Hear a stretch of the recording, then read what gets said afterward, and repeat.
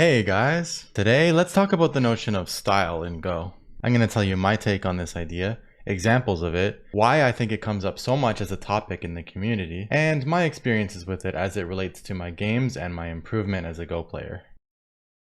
As amateur players, we as a whole have definitely been influenced by pros when it comes to this notion of style. What's your style and why do you think so? I'd love to see what everyone puts down for this in the comments. Professional players themselves, as well as Go news and media sources, love to decorate discussions of players and their games by labeling them with styles, tendencies, qualifiers such as calm, aggressive, territorial, moyo-oriented, and yes, even nicknames. You got players like Gu Li, Kim Ji-suk, Xie Yimin, and Rui Naiwei, whom, as far as I know, are known for their aggressive styles. On the other side of the spectrum, you got Park Young-hoon with his calm, territorial style and excellent endgame skills. Ishida Yoshio as another famous example, known as the Computer. Yi Chang-ho, of course, who dominated the pro scene for perhaps the longest period ever in modern Go. Known as the Stone Buddha for his overly calm, endgame-oriented play and unchanging facial expression.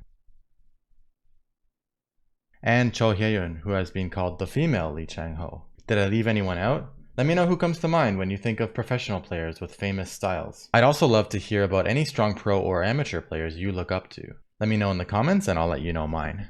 There are countless other examples, including of course Takemiya Masaki, whose center-oriented cosmic style is well known by amateurs across the globe. Now, here's my personal take on things as it relates to our own games in more practical terms. As you may know, Go is extremely simple in terms of its rules, but extremely difficult to play well, right? The strategies are incredibly deep and multi-layered, the tactics complex and unforgiving, and it's an absurdly skill-intensive game all around. So I'd say that in competitive Go, even pros have no room for notions of style to invade their thoughts as they come up with the next move.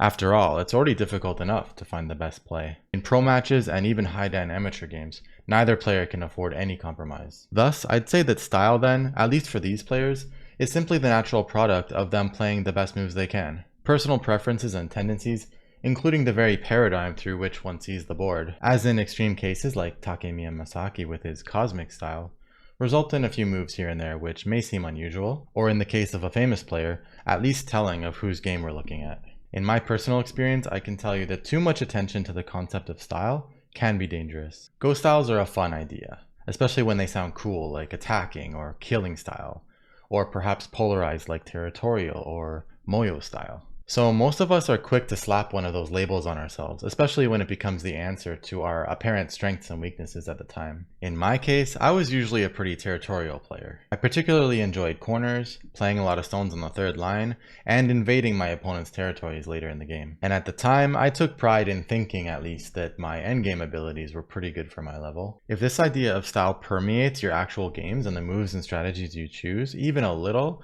you're putting yourself at a big disadvantage. In my opinion, Go is so complex and dynamic that it's quite unlikely that stylized moves played at such high frequency would end up the best moves to play in each case. It's much more likely that if you're playing the best moves or anything resembling them, you'll be playing much more balanced looking games. At least to the extent that it would be difficult for most of us to slap a label on your play. In fact, realizing this and acknowledging how it has shaped and limited my play over many years has actually allowed me to get stronger recently and break out of my old habits. How about you? Do you think you've ever hit a wall related in some way to these notions of style? Are you perhaps facing something like that right now? My play, which before was territorial, solid, and a bit passive, has become much more balanced, flexible, and perhaps even aggressive at times. In fact, my play is still undergoing a lot of change right now, and for all I know, I might even end up as a fighter. Who knows?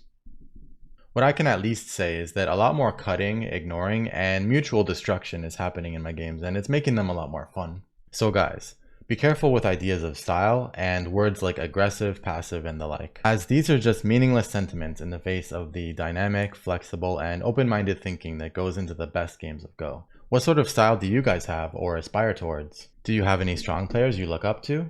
Let me know in the comments, and please like and subscribe if you enjoyed this, as it really helps out the channel. And as always, stay safe and keep sente.